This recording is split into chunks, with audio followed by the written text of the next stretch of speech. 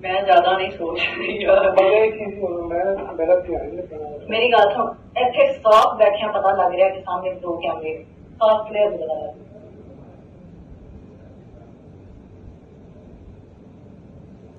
यार फोन चुकी हो मैं कहनी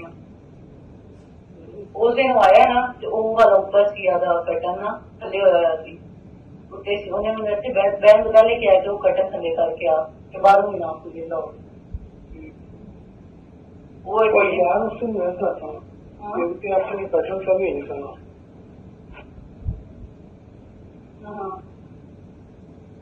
यार कोई लैब का फंक्शन चेंज हो रहा है यार